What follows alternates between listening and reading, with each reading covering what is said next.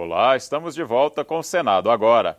A semana política no Congresso começou com uma decisão do Supremo Tribunal Federal. Em 3 liminares, 2 ministros do STF impediram o andamento de pedidos de impeachment contra presidente da República.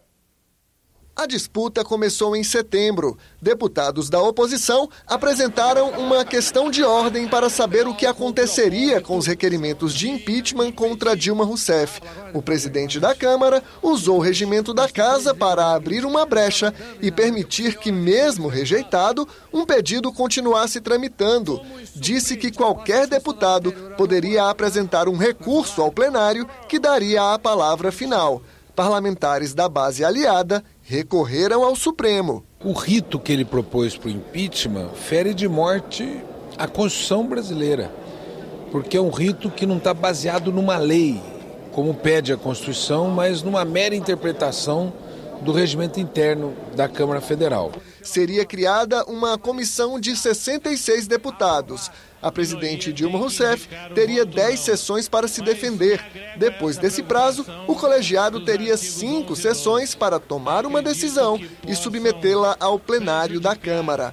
Nesta terça-feira, o ministro Teori Zavascki concedeu uma liminar em que classifica como inusitado e suspende o rito definido por Eduardo Cunha.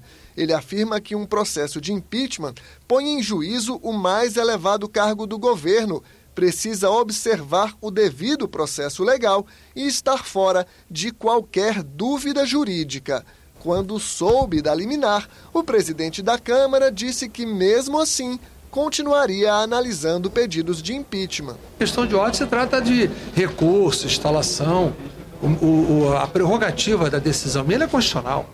Ela não está atacada, eu continuo com a prerrogativa e o farei, de sim ou não, mas não muda absolutamente nada. Mas a ministra Rosa Weber também se manifestou e concedeu outras 2 liminares.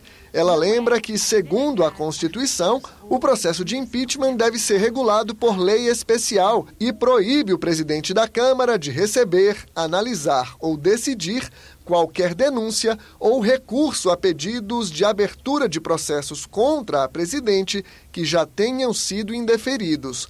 Ao comentar as liminares, o presidente nacional do PSDB foi cauteloso. Nós estamos analisando essas decisões, obviamente elas têm que ser respeitadas, obviamente não se pode retirar uma prerrogativa constitucional do Poder Legislativo. Para o líder do PT no Senado, o STF interrompeu um golpe. A oposição queria criar uma situação onde ela fizesse o golpe sem sujar as suas mãos na aliança com o presidente da Câmara. E agora isso ficou claro e certamente vai inibir outras iniciativas com esse objetivo golpista. E a sessão plenária desta terça-feira foi dominada, é claro, pela discussão das liminares dos ministros do Supremo Tribunal Federal. Mal começou a sessão do plenário e a decisão do Supremo Tribunal Federal de suspender o rito de impeachment proposto por Eduardo Cunha já estava sendo debatida entre os senadores do governo e da oposição. Decisões emanadas pelos ministros Teori Zavascki e Rosa Weber sobre 2 mandatos de segurança impetrados por deputados federais do PT e do PCdoB vieram frear as investidas ilegais perpetradas em conluio entre o presidente da Câmara e partidos de oposição para jogar o Brasil na incerteza da instabilidade política. E se houve um controle de constitucionalidade por parte do Supremo em relação ao procedimento da Câmara dos Deputados em sede de uma questão de ordem, o Supremo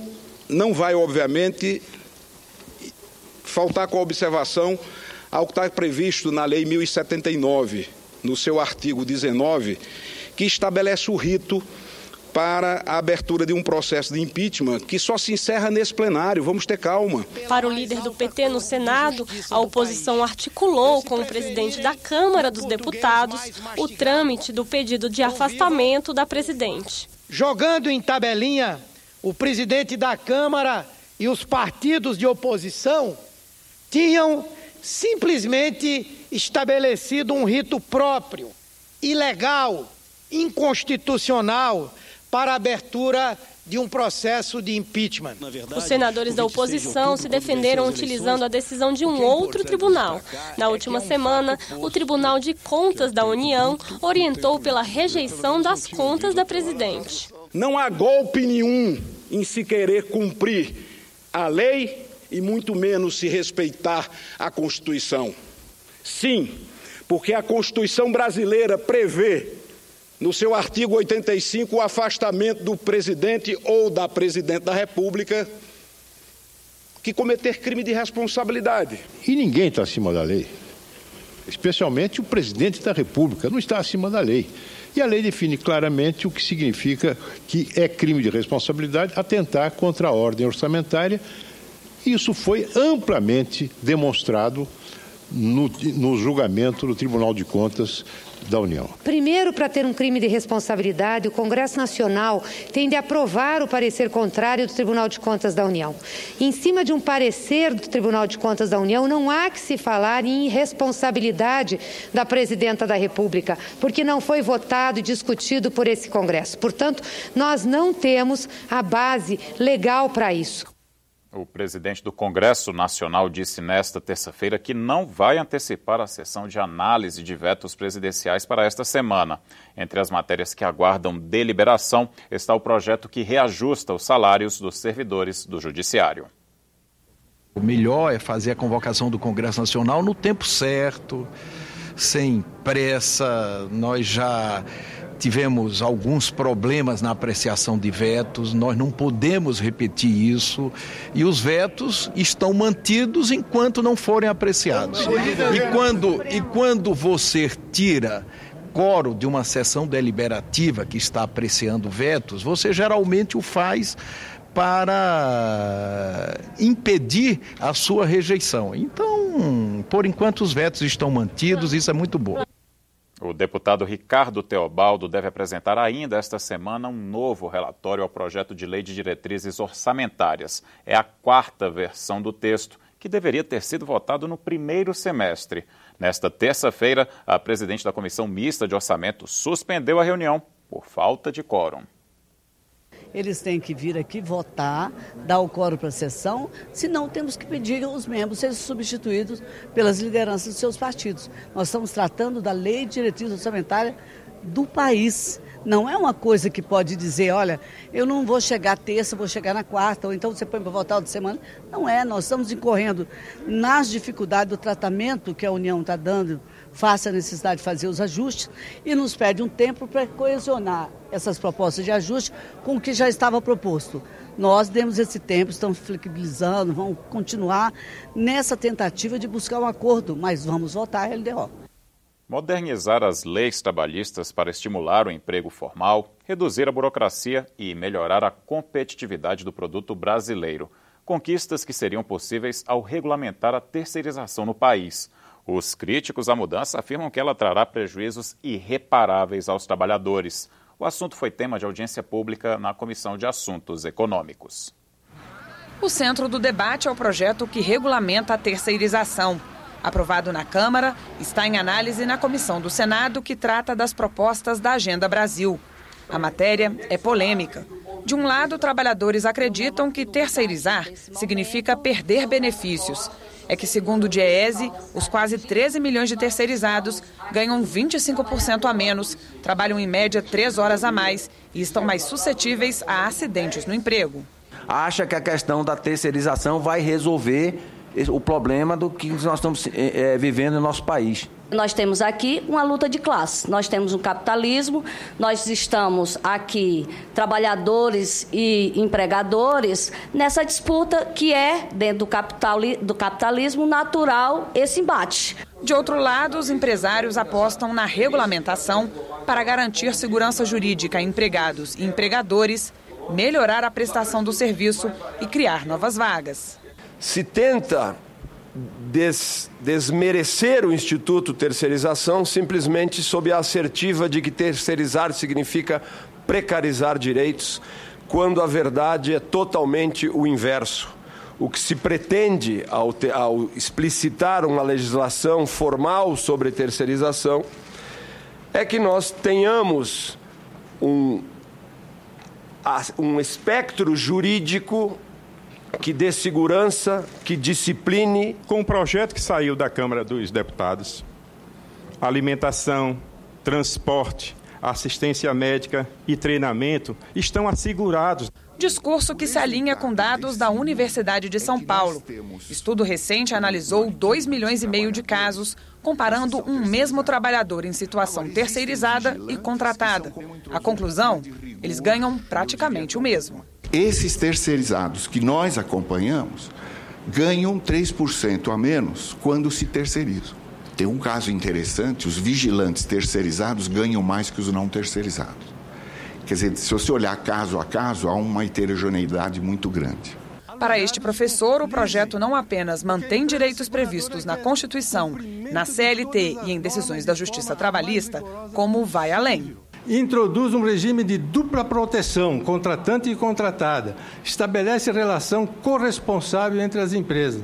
Acrescenta garantias financeiras. Abre espaço para os sindicatos e desprecariza o que está precarizado. Alguém é que tem dúvida que em matéria de terceirização é uma vergonha nesse país, o que acontece? E qual é o medo do trabalhador? Bom, vão terceirizar tudo, vai ficar igual. Isso me preocupa. Eu gostaria que esse tema passasse para o debate em todas as comissões, inclusive desvaloriza as comissões, a partir do momento que manda para uma comissão especial e só vai discutir lá e de lá direto para o plenário. A terceirização no Brasil carece de uma regulamentação adequada, moderna, que ao mesmo tempo possa garantir os direitos dos trabalhadores, mas ao mesmo tempo também possa derrubar todos os muros e os preconceitos com relação à necessidade de entendermos definitivamente que a especialização na atividade laboral ela é fundamental para o ambiente da boa competitividade. A Comissão Mista de Controle das Atividades de Inteligência ouviu nesta terça-feira o prefeito do Rio de Janeiro, Eduardo Paes. Ele veio ao Congresso participar de audiência pública sobre os Jogos Olímpicos e Paralímpicos de 2016. Também foram ouvidos representantes de órgãos do governo. O tema do debate foi o papel dos serviços de inteligência na segurança dos Jogos. Em tempos de paz, tirando uma situação de guerra, não há evento, não há acontecimento que exija uma operação logística tão grande. E aqui estão alguns números que podem parecer assustadores, principalmente nessa atividade de segurança de inteligência. A Copa do Mundo eram 32 países, as Olimpíadas são 206 países. A Copa do Mundo tinha um total de 723 atletas.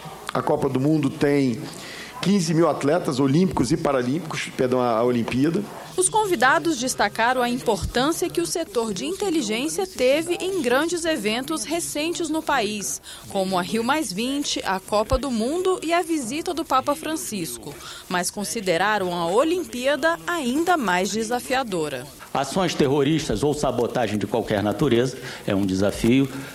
Criminalidade e violência urbana, comprometimento do sistema de mobilidade urbana, comprometimento da saúde pública, comprometimento dos serviços essenciais, ataques cibernéticos, fenômenos naturais. Nosso trabalho fundamentalmente é, antes do evento, durante o evento e logo posteriormente ao evento, a prevenção e a antecipação de fatos que possam permitir que toda a estrutura, toda a segurança, a latucência, toda a atividade esportiva ocorra da maneira mais desejável possível. A Comissão Especial para o Aprimoramento do Pacto Federativo se reuniu nesta terça-feira para lançar a revista Em Discussão, elaborada pela Secretaria de Comunicação do Senado.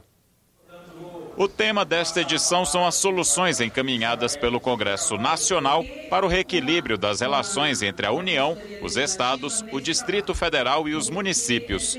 Matérias como as novas regras tributárias no comércio eletrônico e o fim da guerra fiscal demonstram o avanço das discussões sobre o Pacto Federativo. O objetivo da revista é justamente trazer todas essas polêmicas à tona, né? Quer dizer, onde é que a União pode aumentar os seus repasses? Saúde, educação, segurança pública, né? Como é que os municípios se relacionam entre eles, como é que os estados se relacionam entre eles. Na segunda parte da reunião, o senador Fernando Bezerra leu um projeto de lei que não estava na pauta. A matéria é de autoria do parlamentar e permite a diminuição temporária dos valores de prestações de contratos de refinanciamento de dívidas celebrados entre a União, os estados e municípios. Reduzindo essa dívida em 2 pontos percentuais da receita corrente líquida. Hoje os estados podem comprometer até 13% da sua receita corrente líquida com pagamento de dívidas junto à União Federal. Portanto, vamos dar um alívio financeiro para as unidades federadas. A TV Senado também preparou um programa em discussão especial sobre o Pacto Federativo. Você pode conferir o programa, que já foi exibido durante o mês de agosto, na nossa página no YouTube, no nosso canal no YouTube e também na nossa página na internet. Ficamos por aqui. Você terá outras notícias a qualquer momento na nossa programação. Obrigado pela companhia. Até a próxima.